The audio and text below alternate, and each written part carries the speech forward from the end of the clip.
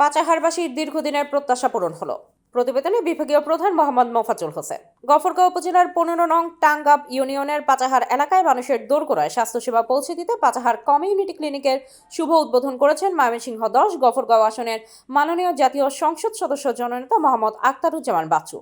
উদ্বোধনকালে তিনি বলেন, গ্রামের সাধারণ মানুষ যাতে সহজেই প্রাথমিক চিকিৎসা সেবা পায় সে লক্ষ্যেই কমিউনিটি ক্লিনিকের কার্যক্রম জোরদার করা হচ্ছে। এ সময় স্থানীয় জনপ্রতিনিধি, স্বাস্থ্যকর্মী ও গণ্যমান্য ব্যক্তিবর্গ উপস্থিত ছিলেন। এলাকাবাসী উদ্যোগকে স্বাগত জানিয়ে বলেন, এর মধ্যে গ্রামীণ মানুষের চিকিৎসা সেবা পাওয়া আরও সহজ হবে। এমন উদ্যোগ গফরগাঁওয়ের স্বাস্থ্য খাতের উন্নয়নকে আরও এগিয়ে নিয়ে যাবে। আপনাদের উপজেলা এই প্রাণের দাবি উপজেলা করার জন্য আমি কাজটা শুরু করেছি। এটা সময় সাপেক্ষ ব্যাপার। এটা হলো যে আপনার অনেক কিছু জনবল, অবকাঠামো, জমি অধিগ্রহণ, তারপর কয়েক হাজার কোটি টাকার ব্যাপার, বুঝতে পারছেন। তারপর সেটা নিকারে পাশ হইতে হবে, আপনারা ধৈর্য ধারণ করবেন। আর আরেকটা হলো, আমি স্বাস্থ্যমন্ত্রীর সাথেও দেখা করেছি। ওনাকে গফরগাঁও হাসপাতালটাকে 100 শয্যা হাসপাতালে পরিণত করা, পাগলায় আরেকটি 50 শয্যা হাসপাতাল করার জন্য আমি ডিও লেটার দিয়েছি। স্বাস্থ্যমন্ত্রী মহোদয় আমাকে কথা দিয়েছেন, উনি আমার এখানে আসবেন এবং এই কাজগুলো ইনশাল্লাহ হবে। কিন্তু এগুলো অনেক ব্যয় সাপেক্ষ, অনেক সময় সাপেক্ষ, অনেক জনবল, অনেক সমীক্ষার ব্যাপার, অনেক কিছু। সেগুলো আপনারা ধৈর্য রাখবেন।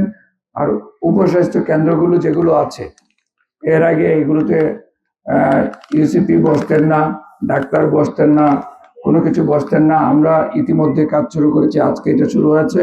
আমরা চেষ্টা করবো এখন 2 দিন বসবে, প্রতিদিন যাতে বসে, পরবর্তীতে আমরা নতুন ইউসিপি নিয়োগ দিব। আর হলো যে আপনাদের বটতলা যেটা বাজারে যে উপস্বাস্থ্য কেন্দ্র আছে, সেখানে ইতিমধ্যে কিন্তু MBBS ডাক্তার বসছেন, আপনারা জানেন তো নাকি? বসছেন, সেখানে আপনারা চিকিৎসা পাবেন। প্রতিটা উপস্বাস্থ্য কেন্দ্র যেগুলি আছে, কোনগুলি ভাঙা আছে, কোনগুলি সংস্কার করা প্রয়োজন, কোনগুলি পুনর্নির্মাণ প্রয়োজন। ইতিমধ্যে এই কাজগুলো আমি MP হওয়ার আগেই এই কাজ শুরু করেছি। কতগুলো আমার উপস্বাস্থ্য কেন্দ্র গফরগাঁও পাগলায় আছে, সেগুলো কোনটা পুনর্নির্মাণ করা প্রয়োজন, কোনটা সংস্কার প্রয়োজন, সেগুলো অলরেডি আমি বিভিন্ন মন্ত্রণালয়ের চিঠি দিয়ে সেগুলি কাজ আগে এগিয়ে রেখেছি। ইনশাল্লাহ এই কাজগুলো আমার জন্য সহজ হবে।